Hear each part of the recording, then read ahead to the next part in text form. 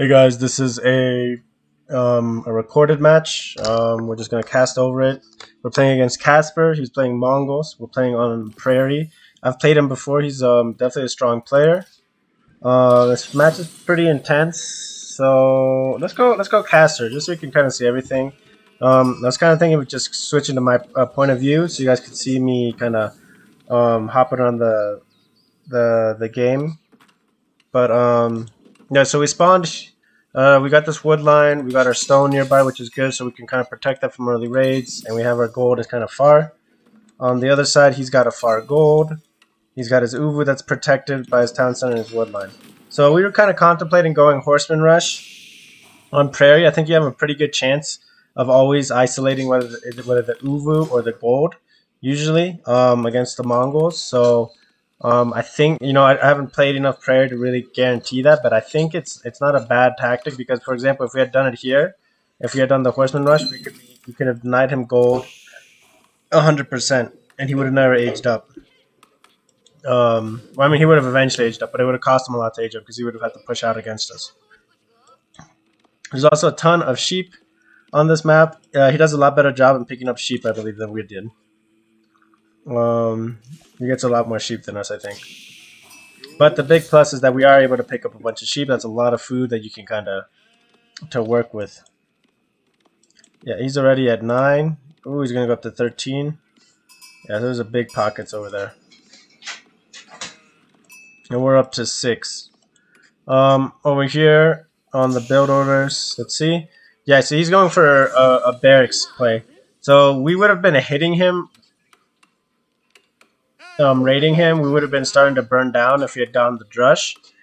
And with his gur coming out, he probably would have been able to stop us from fully burning down this gur. So part of the thing with especially against Mongols is that there is a lot of tower rushes that usually get played. It's still pretty meta for the tower rush. I personally never do it, so I kind of don't expect it. But yeah, it's definitely still very meta. So that the tower rush would definitely probably save this gur. And then once he's got spearmen coming out, we're technically behind him. So I still think I think overall a fast H2 is a better play here than a tower rush or even the drush against a Mongol opponent. So we're gonna start tapping up. On our vision here, we can see the tower starting to come up, and I know that this is basically just kind of deny our kind of wood line, and it's kind of to protect, kind of give him a foothold here, and to stop our our uvu. So we're going to reposition our TC. We do lose a little bit of gathering time because I really just have to walk a little bit further. But we're protecting our uvu here, which is a pretty big move. And unfortunately, we didn't garrison fast enough. And if we had garrisoned these villas, we probably could have picked off this village a lot sooner. Behind this, he's just starting to tap up, starting to collect gold for his age up, and he's got 12 villagers on wood. So he's definitely a little bit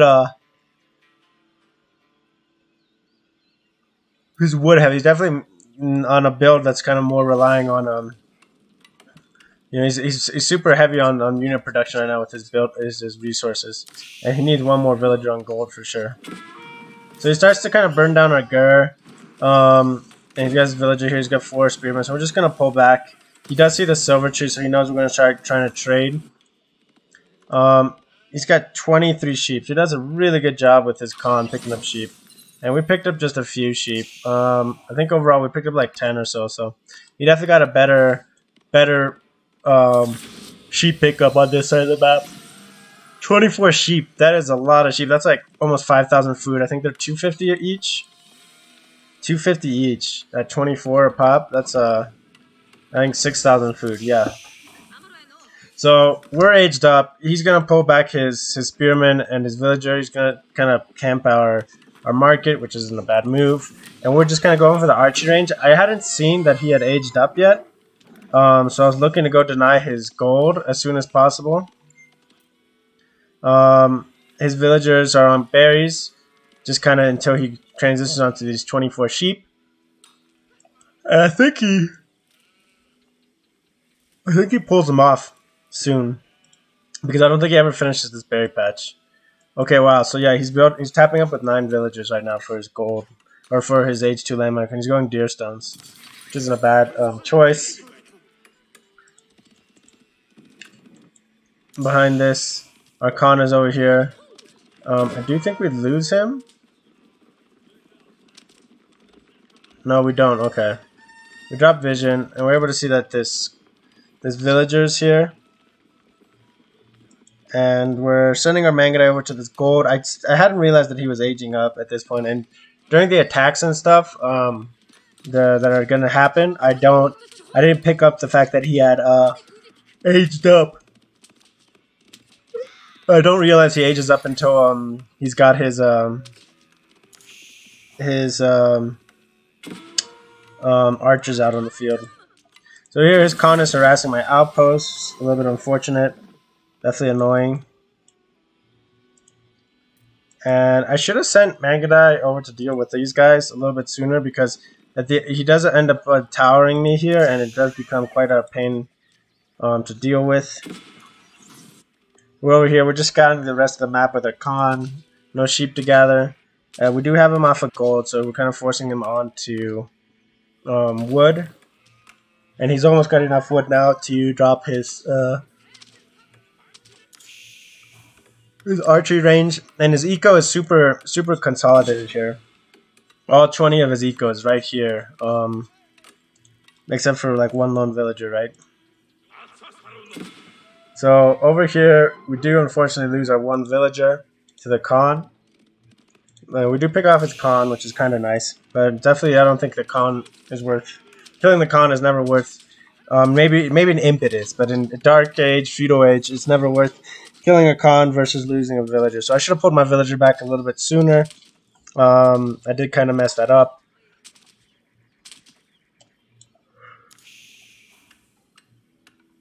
And he is dropping a tower now. Our Silverchi is positioned to trade with both sides of the map. And we are dropping an outpost over here. Since he kind of pushed us off of this gold, we want to kind of to reposition and kind of get our gold from other places. Over here, he's got a stable and he's got a range up. So he's going into he's got a really diverse military infrastructure. He's got 3 buildings, so he can kind of react to whatever happens. We, on the other hand, have 2 buildings, just 1 range, 1 stable, and a blacksmith for the upgrades. And currently, military count, we're pretty even. And we are sending a scout up here just to kind of get some vision. If you can see our vision on the map, we sent Mangudai over here. I still didn't realize that he had aged up. This is so you can tell, or just so you realize, so you can see, we do get a raid bonus there, which was nice. But we didn't see the deer stones. I didn't see the beep up. I didn't notice it, and that's why I was over here focusing on this gold and scouting this gold and scouting this gold, because I was trying to deny him gold from aging up, and I didn't realize that he had already aged up. His military is still coming up. He's going with a lot of archers, and we're just burning on this girl. We do have to, be careful about getting close to his TC.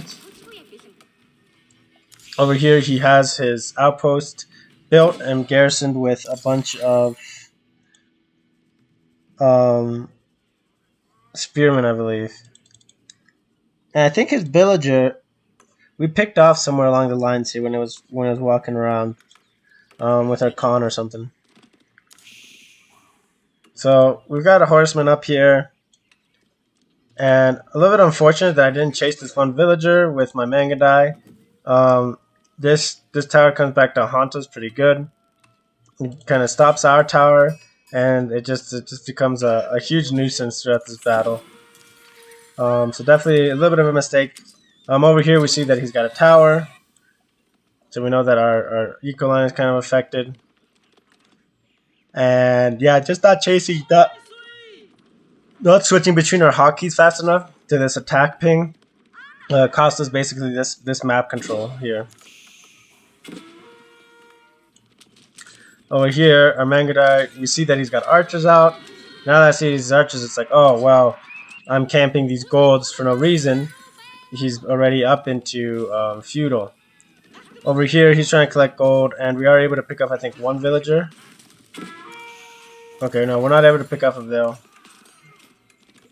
But we are going to be able to burn down this gur, which is nice, especially on prairie, because prairie does not have a lot of wood on the map. So we get this burn down, and we see he's got his army coming, so we're just going to pull back from here. And he's pulling villagers up to repair this gur. And yeah, we just got to kind of fall back from it. We don't want to stay and fight this. We are pulling our Mangudai up. And once we have our Mangudai in here, I was kind of contemplating. I was trying to get a good pinch here to fight him. I thought I might have the numbers, but you can tell military-wise, we don't actually have the numbers here to fight this.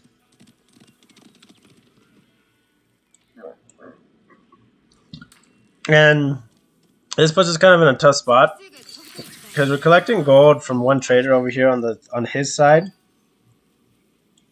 But we can't really fight this battle super well. And we're pulling a bunch of horsemen to go fight to go burn down this tower so we can reestablish trade. And I know he has spearmen in there, so I have to be super careful about how I deal with it.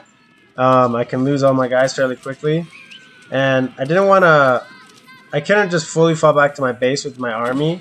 I mean, I can, but I'm losing a lot of map control here, and it was kind of always a risk. If I give up this middle ground too easily, he can just push me into my base, and then I'm not going to be able to come back out. So there was definitely a little bit of a dance here in terms of trying to find raiding with my Mangudai and pulling my horsemen back. And I really wanted to pull my Mangudai back to deal with this tower, to help deal with the spearmen after the tower is burnt. But I wasn't going to be able to.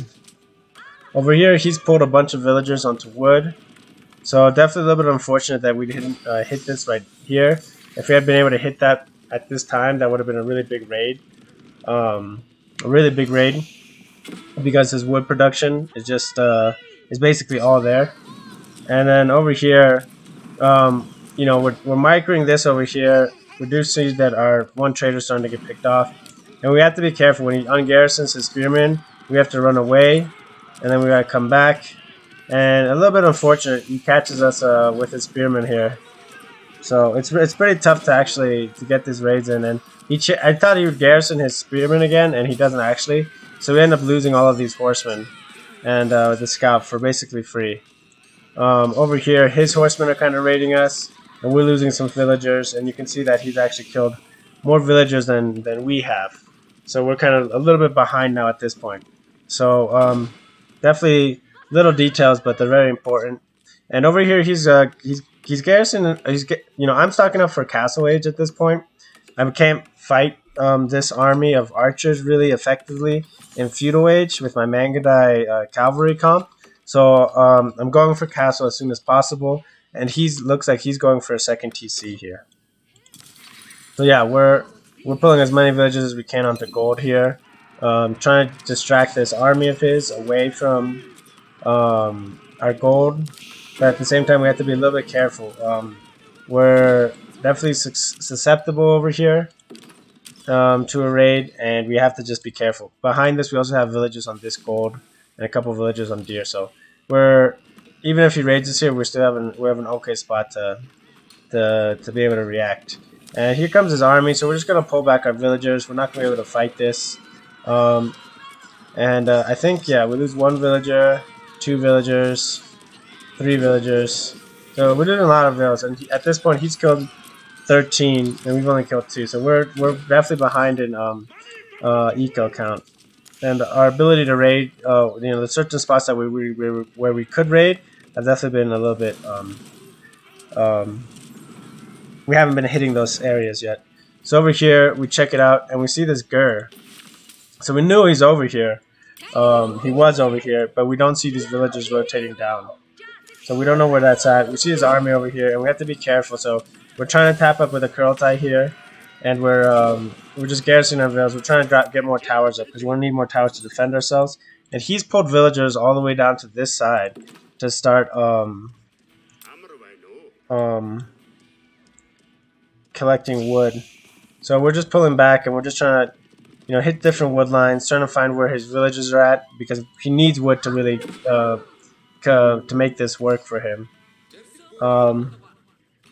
And he's looking at Castle Age himself now. He's got plenty of food, and he's got the gold. He's got a little bit. He needs a little bit more gold, but he's got 20 villages on gold, so he'll be there very shortly.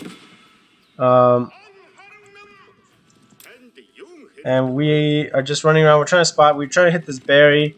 Again, I didn't realize that he had got so many sheep, so he's definitely in a good spot in terms of his sheep. Military upgrades. Even though we got blacksmith first, he's getting a lot more. He's got more upgrades than us. He's also got his wheelbarrow. And we're just trying to find these villagers over here on this wood, because I figured he was still over here, and didn't realize that he was over here. He had moved these villagers, these 9 villagers. But we're almost done with the Kurultai, and his army's kind of pushing and harassing us, and he's tapping up with 19 villagers on the steppe redoubt. So we're just gonna commit villas here to finish the Kurultai. We gotta get to Castle Age. We can't have this delayed too much longer. And now we're in Castle. We can kind of deal with his army a little bit better with our army comp, and we'll be in an okay spot. And yeah, we just gotta keep pulling our vills back. Gotta be careful of these horseman raids. And we went over to his gold with our Mangudai, and here we're able to pick off a few villagers here. So we did a good job kind of shutting down the gold bonus that he has with his landmark, and he hasn't really produced any, or doesn't have any knights in queue because he has no gold. Versus us, we've got 3 knights out on the field and 2 more in queue. So we're in a good spot in terms of this Castle Age transition. He's got a bigger army, but it's mostly archers. 21 archers. He's got no more horsemen. So archers, yeah, are a tough match for the Mangudai, but we can deal with it.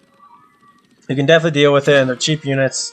So that big military count he has isn't end all be all. Over here, we send our knights to deal with this tower. These 3 knights should be able to handle these spearmen and burn down this tower. It's gonna be like a close fight, but yeah, it should be able to deal with it. And so he is able to kill the spearmen with those 3 knights. It's definitely an expensive investment doing that. He's gone up to 2 TC, but I think it's definitely worth it because that opens up our trade route for us, and we're immediately starting to build traders here because our gold production is definitely hindered, and he's on steppe redoubt. So the longer that we keep him off with the gold, the better. But we definitely can't do it forever. And he's collecting gold right now, not on his steppe redoubt, just with these villagers on this gold vein. So he's got and he's switching all of his villagers onto wood. So he's suffering from wood, which makes sense. And he really should be pulling villagers onto this steppe redoubt soon. So we're just we've got our upgrade for our Mangudai. Our knights are still in production. He's finally got 4 knights in queue. So yeah, he definitely had a better like eco count, and he's in a better spot eco wise right now, but it's not by a lot, and militarily we're in a decent spot. Oh, over here, I totally missed it. We raided with our second batch of knights this wood line, so we killed a bunch of villagers here, and now villager kills are a little bit more even. And over here, he's sending his first knights to deal with our knights, so he's got to fall back, and he kind of loses this fight here. He's got 3 knights on the field, and we got 3, and we got a bunch of Mangudai, and we got horsemen as well. So that's another thing too. Even though our horsemen aren't Castle Age yet, the fact we can kind of apply pressure with his army and he can't, or he's not, is a big deal. He is starting to collect gold now, which is good, and we're able to idle here, kill a couple villagers, and we see he's on 2nd TC. So we know we're on a little bit more of a timer in terms of being able to take our time and how we're gonna fight this. Over here, we're just taking this fight against his knights.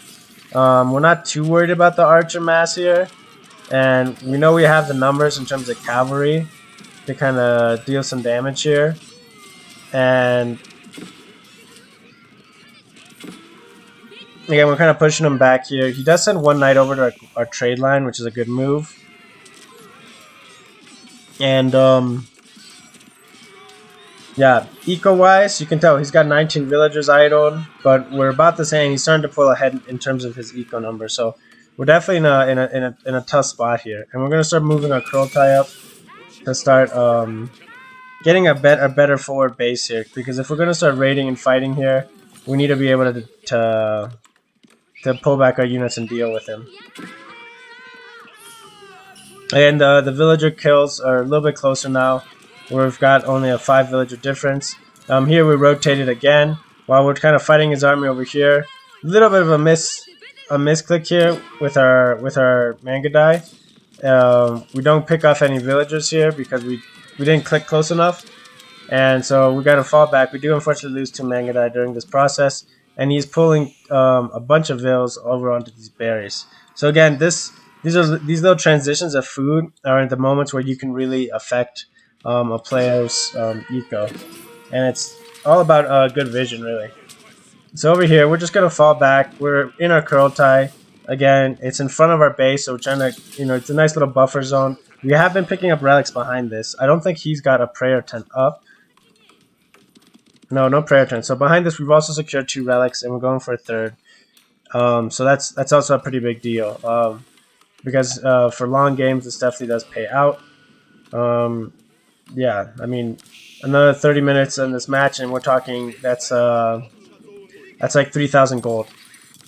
So that's a big difference when you that's enough gold for 100 Mangudai. It's enough gold for 30 lancers. So it definitely adds up, and it's definitely important to have that. Here again, we're just trying to raid. We see, we know he's got a second TC here, so we're just getting idle time. Each second here with 10 villagers is like 100 wood, basically.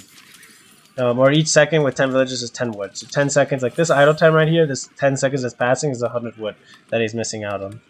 So it doesn't seem like it a lot, but it does definitely add up. Militarily, again, we're pretty even right now.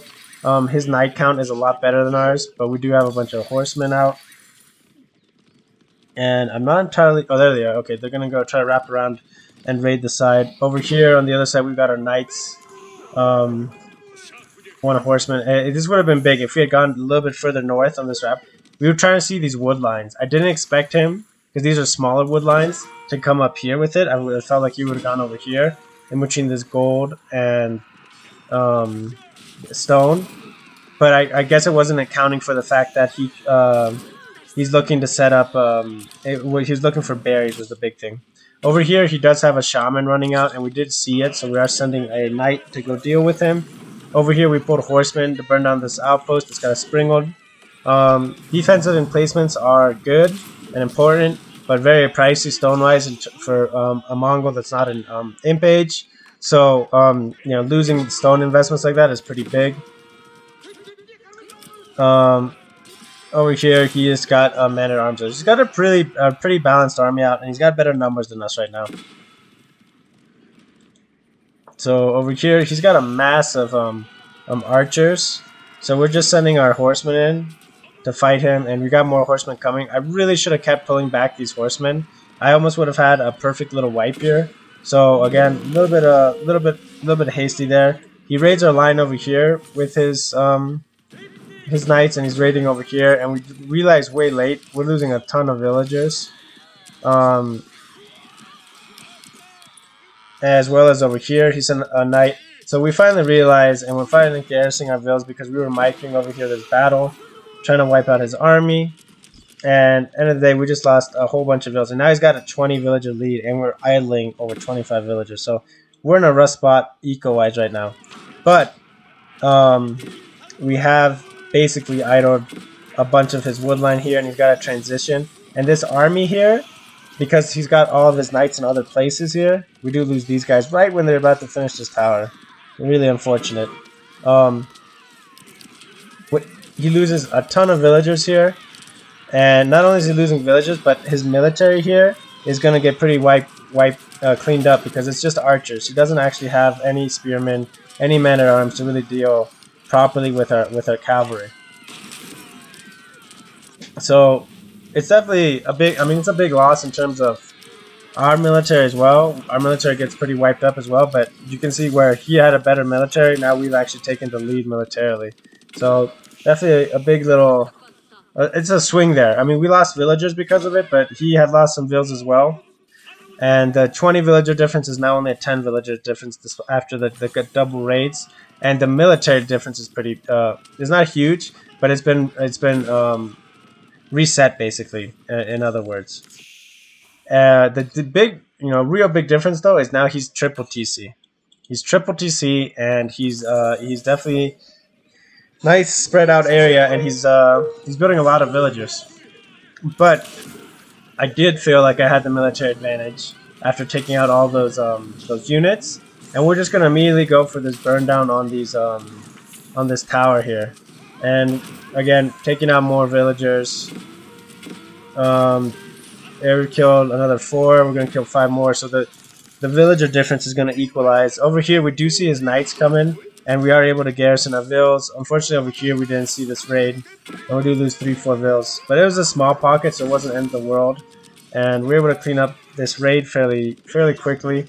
And again, villager difference is, even though he's on triple TC, villager difference is being maintained around this 10 villager count. Our Kurultai, we did move up because we wanted to continually, stay close, heal, and go back into raid. We have tons of gold. He's got tons of gold, but nobody's got food, and nobody's got wood. So we're both kind of sitting in the same boat here. In terms of food. Now, one difference is over here, my eco is consolidated in one spot, and his eco is here, it's here, and it's here. So he's in 3 spots, and means I can attack 3 places, and he needs to have either fortifications or army in 3 places there. Now, at this point, I kind of jumped the gun. I felt like we had the numbers to push and win this, and so I tried to just go for the burn down on his TC, and he's bringing his army over, which I hadn't realized is now almost entirely spearmen and men-at-arms. And I felt confident taking this fight, where I probably shouldn't have been so confident about taking this fight. We do drop our defense arrow. But another thing is we're also under 2 arrow towers, and one of them being the TC, and we're under a ballista tower as well, a springald tower. So that's definitely cranking out a lot of damage. Another thing to note is the eco difference is now 15. Even though he does have a bunch of idols, he's got 10 idols. The difference in the military is getting closer to 15 units at this point. And we are able to kind of wipe up this army, clean it out. But again, it's a really heavy cost sitting under these towers, sitting under this TC. And his TC is at half health, so we've almost got to burn down. He's going for Sacred Site Caps. I think he's picked up 1 relic, and we have picked up 3, and a 4th relic is here. We don't have a sacred a temple to deal with it. So his town center is still producing units, but we were able to get it to more than half health, and we were just bleeding units here underneath this this fire of the springald and the TC. So we're just gonna fall back again. More villagers. He's got 23 villagers on the gold, so a little bit excessive here on gold, but I guess it's also very important to have plenty of gold production. And he's getting a lot of upgrades. He's getting his wood upgrade. He's getting forestry, getting his deer. So, and I mean, there's definitely some food here to be had in these deers and whatnot to pick them up. Both players, we still have boars, and honestly, both the boars are more on my. The one boar is definitely on my side, but the second boar is kind of on my side as well. Over here, we tried sending. We were sending traders because when we had attacked, I felt like I had enough units to burn this down and hold, and I didn't realize he had a springald tower here. So by the time this trader was supposed to hit, this TC was supposed to be cleaned up, and I was supposed to be in a good spot, and that's not kind of what happened. Behind this, his food eco was also kind of slowed down enough where he's not, he wasn't being able to, really produce his TC full as he would have liked. He has idle time on his TC, so he's barely got enough production to maintain units and villagers at the same time. Over here, we've neutralized the sacred site, and his monk gets cleaned up here. And we tried raiding again. We know that there's a little bit of a wood line here, and we go straight for the springald tower. This thing, you know, if you're not able to pick this thing off immediately in the fight, it just ever so slowly just burns down a lot of health. So over here, we're just trying to get a raid on villagers. And we do see the spearman mass here. And we're just gonna fall back. You know, there was enough pop space, I felt like, and there was, for village to get garrison in there. So we pulled out before we got trapped in there for nothing, and we just kept our military lead alive. He's still got a big eco lead, but again, he's cranking out units, and he's cranking out villagers. So it's, you know, it is a lot of food just to keep these 3 TCs going, and it's getting soaked up. Most of his eco is getting soaked up there. Over here, we do finally notice he's got 3 TCs, which is a big deal. And we're picking off these couple of villagers. Villager kill wise, there's both sides have been bleeding here. He's killed 50. We've killed over 43. And over here, we're just pulling our forces. His army, we kind of knew was to the south, and we probably could have had a nice little pick there. But we just wanted to save as much time as possible and come over here to this this town center. And he's dropping a bunch of infrastructure. He does a good job canceling these, just in case I get the burn downs, and which we're going for. And while we're burning this down, he is because we know if we don't burn down these barracks, that means he's getting units out of there as soon, you know, quickly. Oh, here he's finally looked like all keyed, or maybe he's sending this over on a raid this night. I'm not sure. Either way, we almost burned down the second barracks. If we had been able to burn down the second barracks, it would have been huge. But we're just running, and we're just I thought I fully ran, but I must have misclicked them and sent them back to fight. I'm pulling another unit over here to harass, and my Mangudai mass is going back to the middle to kind of recalibrate here. We are able, thankfully, to survive here with 7 knights, so we don't fully lose this mass. We are able to realize that they were fighting a losing fight there. And he's pushing our Kurultai with some spearmen here. We have a bunch of Mangudai, so we're able to kind of clean this up with no issues whatsoever. And we're just taking our mass that's getting chased around by these infantry, and we're just trying to raid buildings, you know, hitting these pastures. All these little things are, you know, causing him to kind of focus on that. And we were able to kill a few villagers over here as well. So again, villager kills. We're fairly even. I did drop another prayer tent, and we have got 4 relics now at this point. Military or eco count, again, we're sort of about a 15 villager eco difference, but again, he's got 5 villagers eco or idled, versus all of our villagers are almost working except for 2. He's prepping to trade boom here. I'm curious to see how long he was able to trade boom. And he's got 4,400 gold. So the fact, does he have a market anywhere? So he's got 1 market here. So he definitely should have been using this market earlier. This cavalry mass that was way over here fighting comes down, burns down the second TC, and we're able to get down this Springle Tower, and we're going to work on this next Arrow Tower. We know that there was villagers over here, and I think we tried to pick them up, but just a little bit of a bad angle we took with our Mangudai, and he's just kind of having to mass his army and prep. Over here, we're getting the burn down. We're getting our raid bonus, which is nice.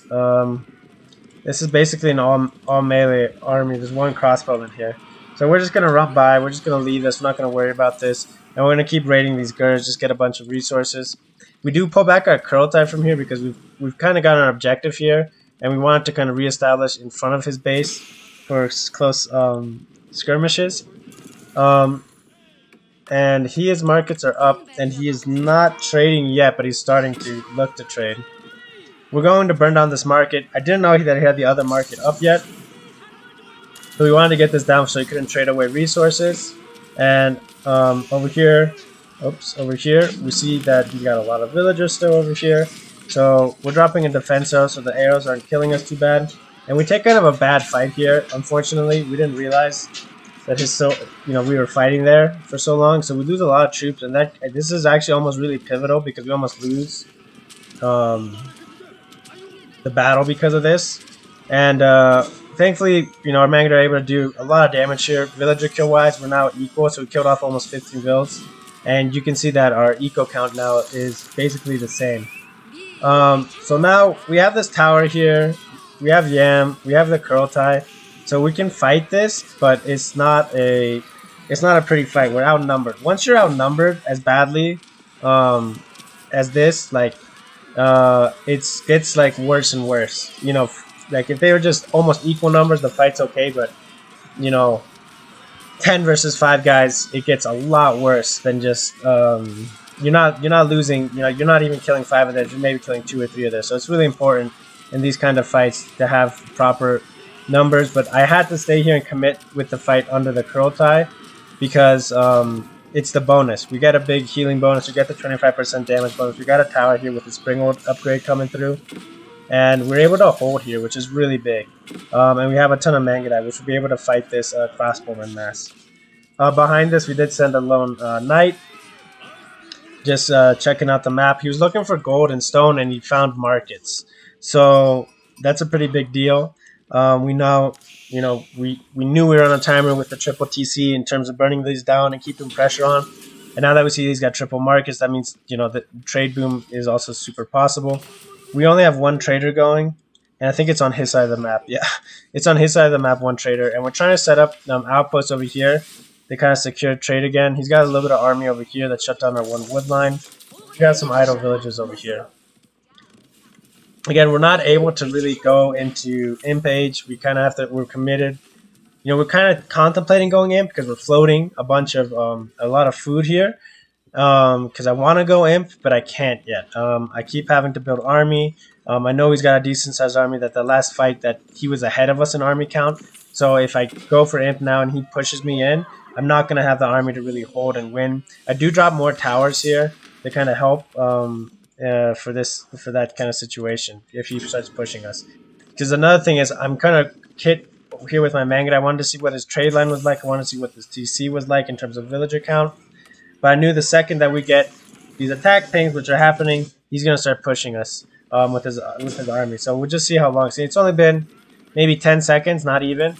We started attacking him, and he's pushing us with his army here up the middle. So we tried to get this other outpost up, and it just didn't work. And we canceled that building, thankfully, before he gets the raid bonus. We do capture another sacred site, but we do have our army together over here. And the idea is to do as much damage to this trade line as possible. Even if he's trading, if we burn down these markets, it's going to be a pretty big deal. Behind this, we're rallying all of our new troops right here under the curl tie, and this is going to be a big moment that we knew that if we can hold this while we're raiding him, we'll be in an okay spot. So over here, we're raiding his markets. He's used up all of that gold that he had. He had almost 5,000 gold. So he's used up a ton of that gold. I don't know if he's traded a bunch of it away. Again, not ideal to trade your gold because it really loses a lot of its value. And we do lose our blacksmith. A little bit unfortunate there because we could get some better upgrades. We're missing just a couple. But we're rallying all of our troops here right under the TC. We've got some towers here. We're pumping out some more. We're getting Springhold upgrades. And we've burnt down all of this trade up here. And behind this, we're harassing this trade line with our Mangudai. And he's trying to push us here, but again, we got all of our infrastructure here, and we're in a good spot to hold this. We are trying to get our curl tie set up so we can start getting a bonus from that. And we're just going to fall back here. We've done a lot of damage, and we're doing a lot of damage with our Mangudai here. And here's a big pickup of villagers right here. So again, even though he's 2 TC and he went triple trade or market boom, he pulled up a big, like almost 20 villager eco lead, and now it's getting equalized now. He went almost a 30 villager eco lead, I want to say that. And now it's only like 10 villagers. And his army was going around chasing us, and he's trying to pressure us here, but it's getting chewed up with these springholds, chewed up with this garrisonville numbers. And we lose our army here, but it's okay, because we're not really losing our eco per se. We're losing food production, which is true, but we're holding. I think we're in a much better spot here in terms of the amount of villagers lost. We're not losing villagers. I mean, we're losing production time, but we're not losing villagers. So over here, we're able to burn down, get a couple cans, and we're able to almost we're doing a pretty good job against this army. We're not doing great, but we're holding our own. We do lose a lot of vills here. A little bit of a lapse in our play right there as well. We are starting to get more trading going as well. And yeah, we knew that he's got some traders up here. So we're just going to clean up these traders as well. And he does a pretty good job of cleaning this all up. We only have 5 knights left from that first group. But, you know, they've done a pretty good job in terms of harassment. And he's got this army here that just kind of fizzled out against us. But we didn't lose a lot of our eco because of this.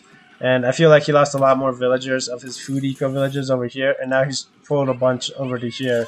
And they're working, but you know, now you can see there's a little bit of difference in villager count. I've got 41 villagers on food, and he's got 37 villagers. So I actually have a villager lead on food, and he's got 7 villagers. I've got 7 on wood, he's got 0, and he's got 10 on gold. And over here, we bump into his gold because we'd seen that he wasn't on this gold anymore. They've been gold mined out. So we're looking for a step readout. We knew that it was moved. We do have sacred sites, which is giving us gold. We have the relic advantage. And over here, what we do is we're just going to sacrifice these knights, and we're focusing on picking off villagers here. You know, we killed 3-4 more villagers, and it's equalizing the eco count. So again, eco count, even though he's been up a bunch during this game, he does a good job finding more villagers here. He's killed 70 villagers at this point, but now we've killed 91. So we're actually taking the lead in terms of villager kills, and our economies are almost equal. But he's got 20 idle villages, is a big difference. And you know, these villagers that are idle is because he needs wood, because he doesn't have pastures. Meanwhile, our pasture economy, we have 17 centralized pastures, and you know, part of it is because, you know, some of his pastures are up here. He's got a split eco, and behind this, our trade is starting to go a little bit more. We do lose our monk. We lose 1 sacred site. We lose the other sacred site. Again, not end of the world. Not what we were actually really going for. Not like we were going for a sacred site when we just wanted the income. And over here, we are resetting up our base. Our kind of curl tie in a front position here to hold. Again, he's got 10 idle vills right now, and they're not, I guess, truly idle. They're technically being considered on their food, but they're just standing here. So yeah, he's pulling them off to go gather wood or gold right now. Over here, we check our knights out to go see what we can find, and we see that he doesn't really have a lot of vills here, just a few vills, so it didn't look like it was worth it to fight. And he puts an army here where our curl tie is, but we're okay with it. We're just going to rally more troops here, and he does send men-at-arms to deal with our base, our trade line, which does suck, but we can live with it. Over here, we've got the production to be able to fight this army and be okay.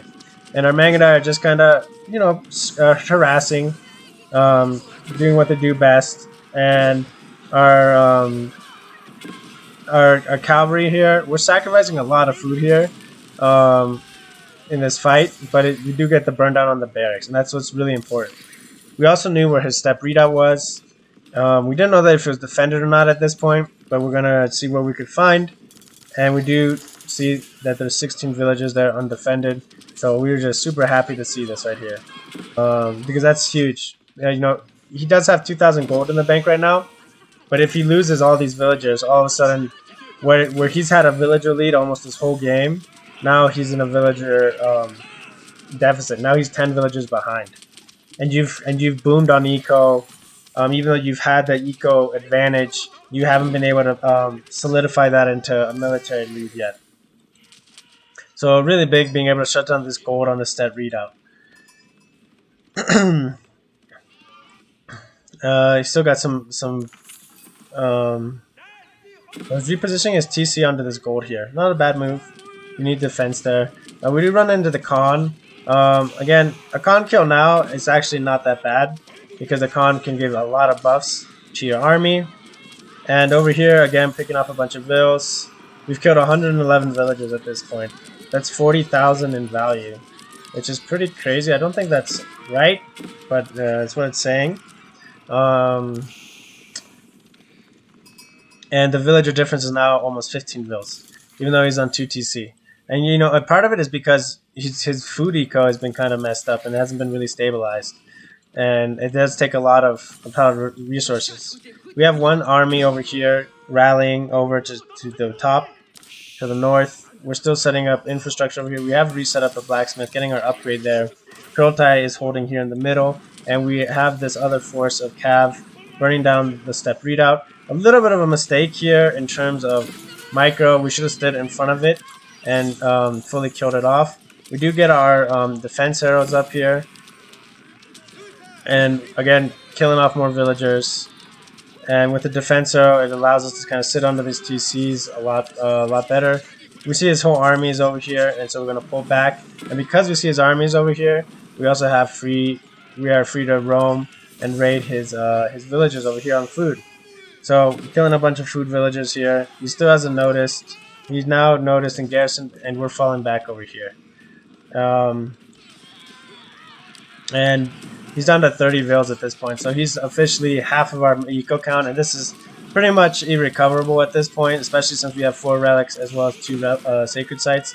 And now we're burning down pastures. You know, everything that's wood related is a very good thing to focus on prairie for sure.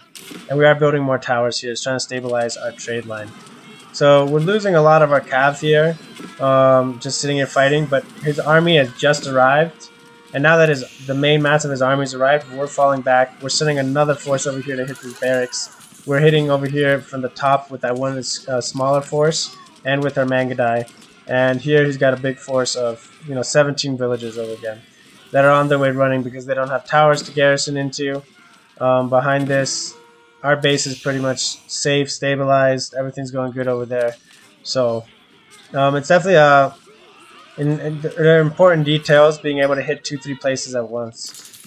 Pulling back our army, we're rallying them back in to hit, pulling these guys back, and he's hopefully chasing these guys because we're going after this TC now. And even though we're going after this TC, we got still a small force over here working on these stables. We probably could have just dived this food line and dealt with him there.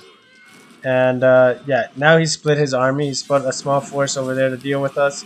But again, another stable down. Losing these buildings, these military buildings at this stage of the game, when you don't have wood, when you don't have the villager count, is pretty expensive. And behind this, while we're fighting this army over here, we've sent another force up here. We shouldn't have been raiding the deer stones, but it's just what they start to attack first. Behind this, we put speed upgrade to get our Khan out of here. He does have more Mangudai than us there, so we could lose our mass there. We do re-aggro onto this pastures. He's fighting us on other parts, and he's losing his military control. We're pulling out from under that TC. Our Mangudai are able to clean this up. We got a nice little mass here again, reestablished again in our base. More units rallied. And we were looking to imp up here. This is why we have 3,000 food. We're looking to imp up. I'm still trying to gauge if I can just trade my troops, trade some food up or some wood up to go for the castle. And we see his army here kind of pushing us. So we bring our Mangudai back to heal and kind of hold there. And we're just going to send a big cav force up. Because if this TC falls, there's no way at all that he's going to be able to recover. And he's kind of pushing us here, and all we have is our Mangudai. And we got more Mangudai in production, and we're starting to crank out a whole bunch of horsemen in the queue. We got 4 horsemen in queue. And since he's committing to this push here, and he's got this line of crossbows back here, we're just sending our knights in from behind. And now he's sandwiched.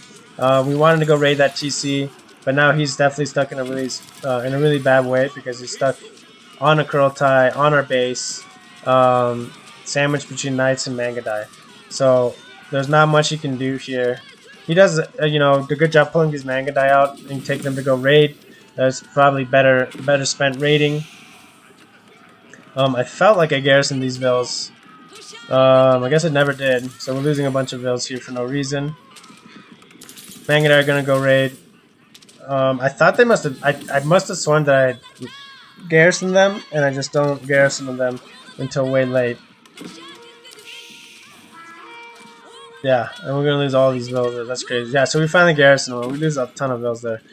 So we're just trying to harass here, and while we're harassing, we've got 9 knights, 3 horsemen. Let's have 10 cav force to go raid.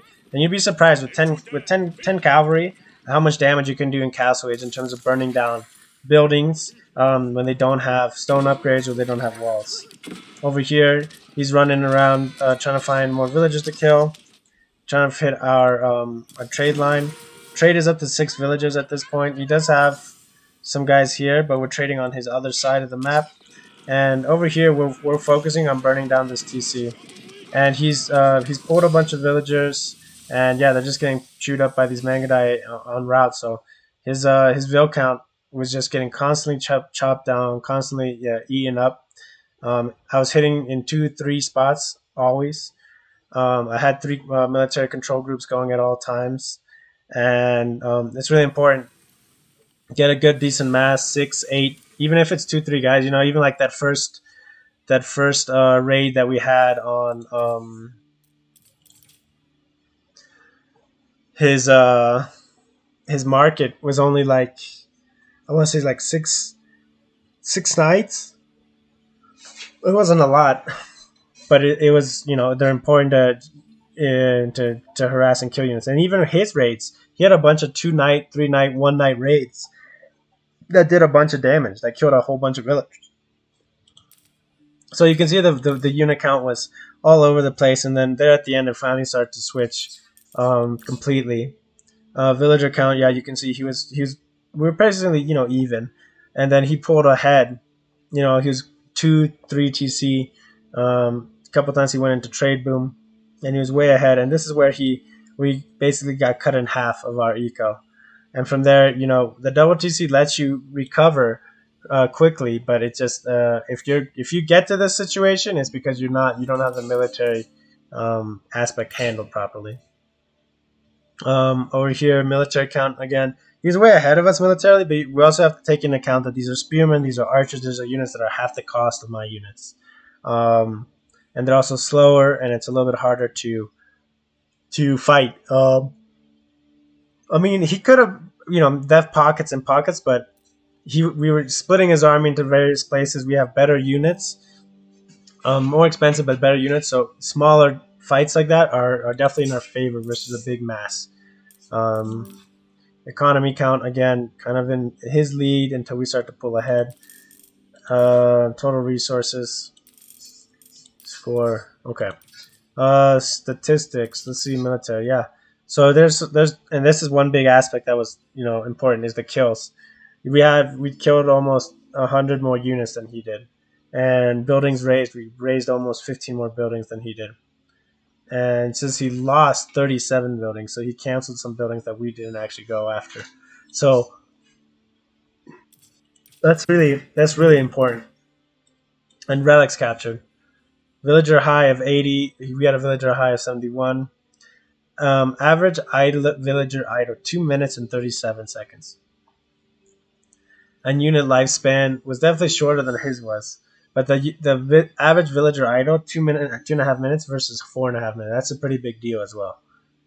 And the 4 relics is pretty big. The amount of gold that we are getting was definitely significant. Yeah, that's about it, guys. It was a good match overall. Hope you guys can take away some stuff from it. And watching. See you on the next one.